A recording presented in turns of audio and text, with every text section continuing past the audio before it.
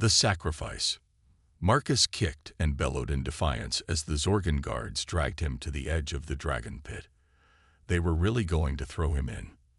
The Zorgon Emperor gloated. "Any last words before you meet your doom, human?" Marcus spat blood and said, "Humanity will never bow to you, lizard." The colony was lost.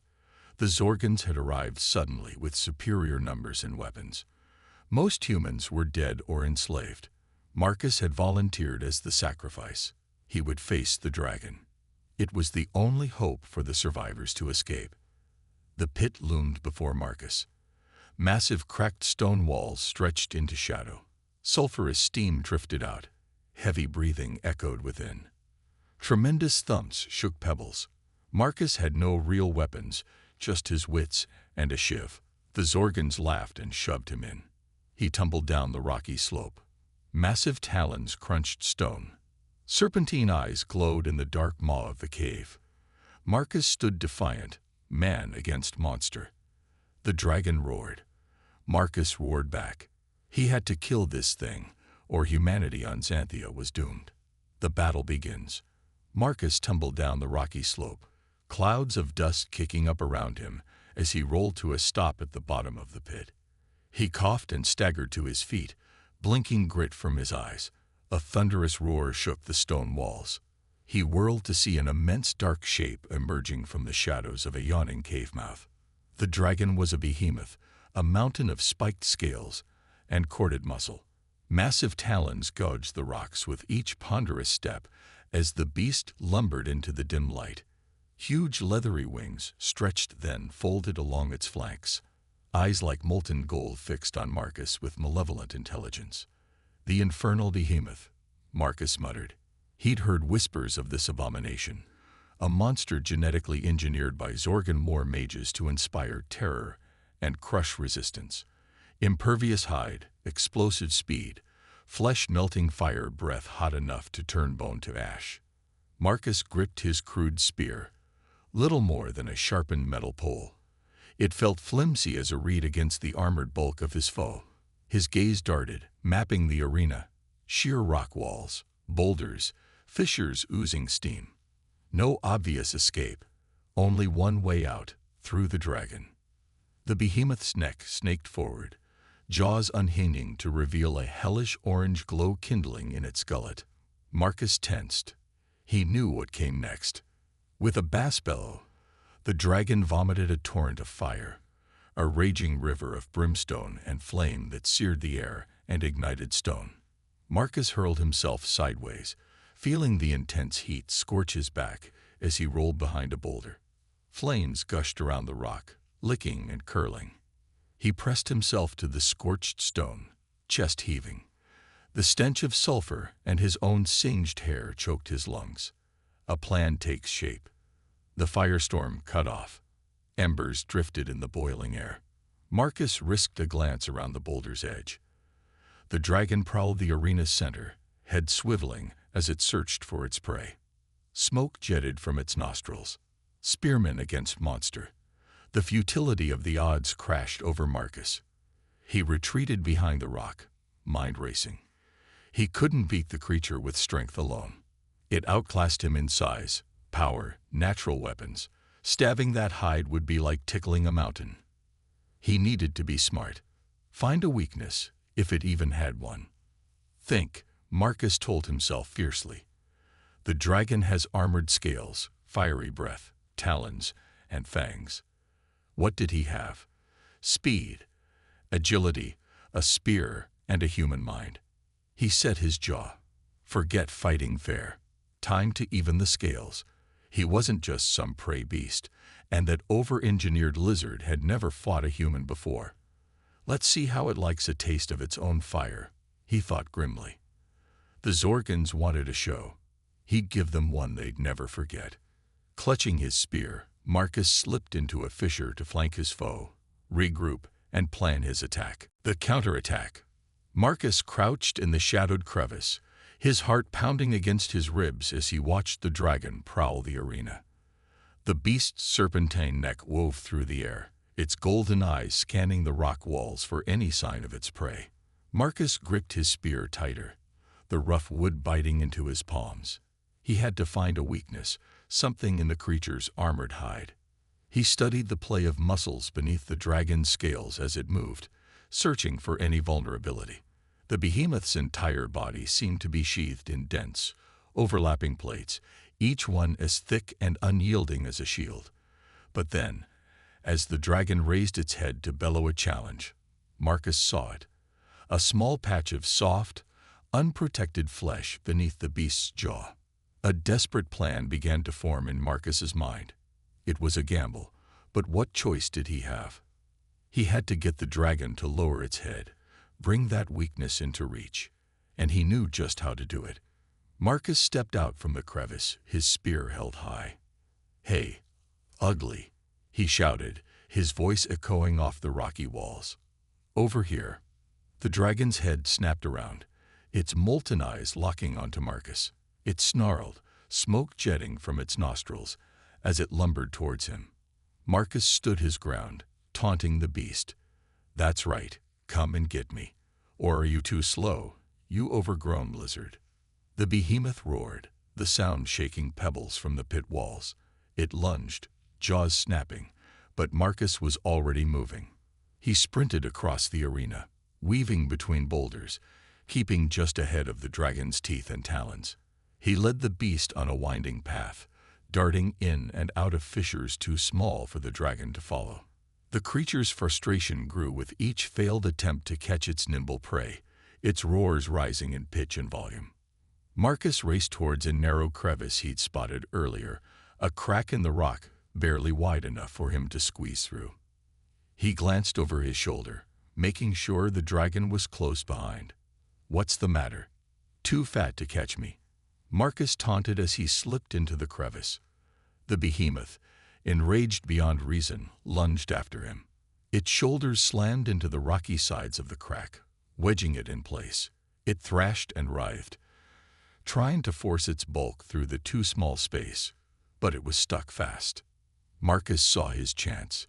He gripped his spear in both hands and charged, a war cry tearing from his throat. The dragon's head was low, its vulnerable throat exposed as it strained to free itself. Marcus leaped, driving his spear up with all his strength. The sharpened tip punctured the soft flesh beneath the dragon's jaw. Sinking deep, hot blood gushed over Marcus's hands as he pushed the spear into the hilt. The turning point. The behemoth screamed, an ear-splitting shriek of agony. It convulsed, its massive body slamming against the stone, but it couldn't reach the source of its pain. Marcus held on grimly, twisting the spear, widening the wound. The dragon's struggles weakened, its cries fading to whimpers. It shuddered once, twice, then went limp, its enormous head sagging to the ground. Marcus released his grip on the spear, stumbling back. He stared at the fallen behemoth, chest heaving. He'd done it. He'd slain the infernal behemoth. The adrenaline of battle still sang in his veins, but a fierce grin spread across his face. The Zorgan spectators fell silent, their reptilian eyes wide with disbelief as they stared down at the scene before them. Marcus stood over the fallen behemoth, his chest heaving, his improvised spear still lodged beneath the beast's jaw. Blood pooled around the dragon's head, steam rising from the hot liquid as it met the cool air of the pit. In the royal box, Emperor Krar shot to his feet, his scales flushing a deep crimson with rage. "Impossible," he roared, slamming his fist onto the stone railing. No human could defeat the infernal behemoth. His gaze snapped to the guards stationed around the arena. "Kill him," he bellowed, jabbing a clawed finger at Marcus. "I want that human's head on a spike." The Zorgan guards hefted their weapons, moving to comply with their emperor's command. They began to descend into the pit, their eyes fixed on Marcus, murder in their expressions. The uprising continued. Zorgans are not invincible. More voices joined him, rising in a swelling chorus of anger and rebellion. "Marcus, Marcus, Marcus," they chanted, the human's name becoming a rallying cry. The orc turned to his fellow slaves, his eyes blazing. "Now is our chance. Rise up, brothers and sisters, rise up and fight for your freedom." A roar went up from the crowd, a sound of fury and determination. The enslaved races surged forward as one, overwhelming their surprised Zorgan overseers. They snatched up weapons, broken bits of stone, rusted chains, anything they could use to strike at their oppressors. In the pit below, Marcus watched in amazement as the slaves battled the guards. The Zorgan, caught off guard by the sudden uprising, were quickly overwhelmed by the sheer number of rebels. One of the guards broke free from the melee, charging towards Marcus with his spear leveled. Marcus snatched up his own weapon, meeting the Zorgan's attack with a ringing clash of metal on metal. They traded blows, spear shafts whirling, sparks flying from the collision of steel. Marcus ducked and wove, his human agility a match for the Zorgan's raw strength. He feinted left, then lunged right, driving his spear into the gap beneath the guard's arm. The Zorgan fell with a choked cry, greenish blood spurting from the wound. Marcus spun to face the next attacker, but found that the remaining guards were already fleeing, scattered by the tide of rebellion. The arena was in chaos, the air filled with the clamor of battle and the cries of the newly freed slaves. The orc who had first spoken approached Marcus, a look of respect and gratitude on his craggy face. "You have given us hope, human," he said, clasping Marcus's arm. "You have shown us that we can fight back against the Zorgans." Marcus nodded, his eyes hardening with determination. "This is only the beginning," he said, his voice ringing with conviction. "We will not stop until all of Xanthia is free from the Zorgan's tyranny." He raised his spear, his gaze sweeping over the cheering crowd of rebels. "Who will fight with me?" he shouted. "Who will stand against the Zorgan oppressors and reclaim our world?"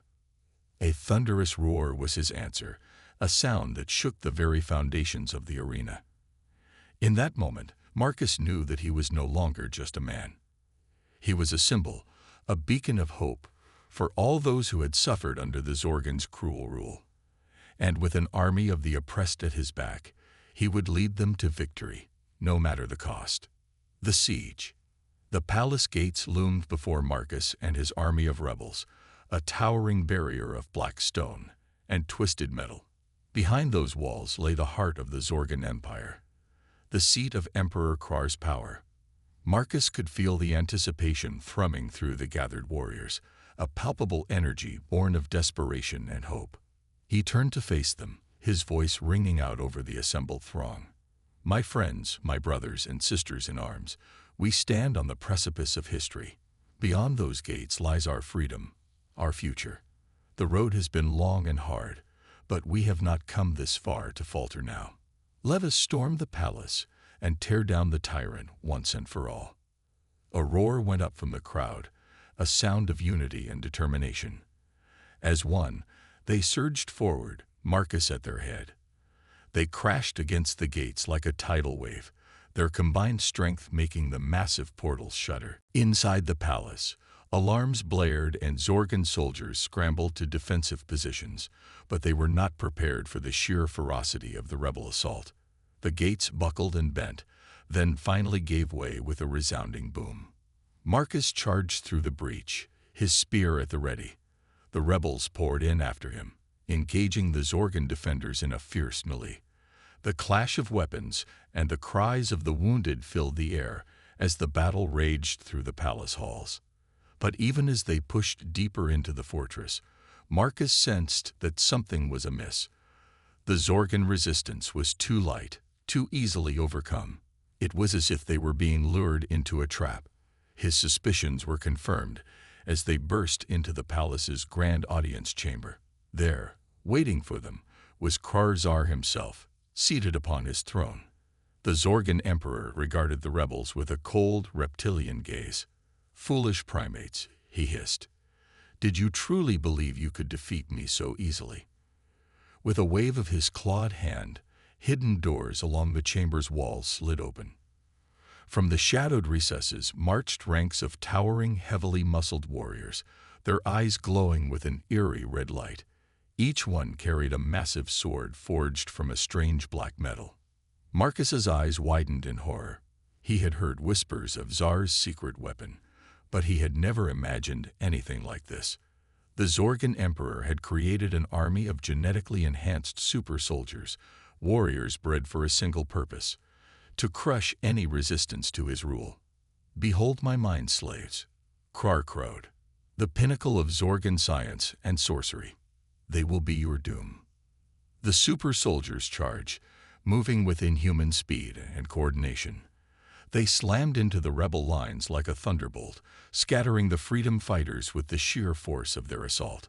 Marcus found himself in the thick of the fighting, his spear a blur as he parried and thrust. But for every super soldier he felled, two more seemed to take its place. His allies were falling around him, overwhelmed by the relentless onslaught. He realized with grim certainty that they could not win this fight. The super soldiers were too strong, too fast, too relentless. As long as they remained under Krar's control, the rebels stood no chance. Marcus's gaze locked on the Zorgan Emperor, still seated upon his throne, a mocking smile playing across his scaly features. In that instant, he knew what he had to do. "Krar," he bellowed, his voice cutting through the din of battle. "I challenge you to single combat. Face me, you coward, and let us end this once and for all." The Zorgan Emperor's eyes narrowed, his forked tongue flicking out to taste the air. For a long moment, he was silent, considering. Then, slowly, he rose from his throne. "Very well, human," he said, his voice dripping with disdain. "If you are so eager to die, I will grant you that honor myself." The final battle. Krar descended the dais, drawing his own sword as he advanced. The blade was a twisting corkscrew of jagged edges, a weapon designed to inflict maximum agony. Marcus met him in the center of the chamber, the battle raging around them, fading into insignificance. In that moment, there was only him and Krar, locked in a dance of death. They clashed, sparks flying as their weapons met. Krar was strong, his blows heavy enough to numb Marcus's arm, but the human was faster, more agile, able to dodge and weave around the Zorgan's attacks. Back and forth, they fought, trading strikes and counter-strikes, neither able to gain a clear advantage. Marcus could feel his muscles burning, his lungs laboring for breath, but he pushed on, driven by a fierce determination. Around them, the tide of battle began to turn. Inspired by Marcus's example, the rebels redoubled their efforts, fighting with renewed vigor. The super soldiers, for all their strength, began to falter, their movements becoming erratic and uncoordinated. Marcus pressed his attack, sensing victory within reach. He feinted left, then lunged right, his spear finding a gap in Krar's guard. The tip sank into the Zorgan's chest, drawing a gush of dark blood. Krar staggered back, a look of shock and disbelief on his face. He tried to raise his sword, but his strength failed him. He slumped to his knees, then toppled sideways, lying still. As the Zorgan Emperor breathed his last, a change came over the super soldiers. They stumbled, shaking their heads as if waking from a deep sleep. The red glow faded from their eyes, replaced by confusion and uncertainty. Marcus realized that with Krar's death, his mind control over the super soldiers had been broken. They were free, their will their own once again. A cheer went up from the rebels as they realized their victory. They had done it. Xanthia was free. The Zorgan tyranny ended at last. But Marcus knew that their work was far from over. The Zorgan Empire stretched across the stars, its cruel grip holding countless worlds in thrall. He turned to his comrades, his voice ringing out over the jubilant crowd. "We have won a great victory here today, but our fight is not yet finished. There are still those out there who suffer under the Zorgan yoke. We must carry this fight to them, liberate every enslaved world until the galaxy is free." The rebels roared their approval, their voices echoing through the palace halls. They had followed Marcus this far. They would follow him to the very ends of the universe. And so, with fire in their hearts and hope in their eyes, the rebels set their sights on the stars, ready to bring the light of freedom to a galaxy too long shrouded in darkness.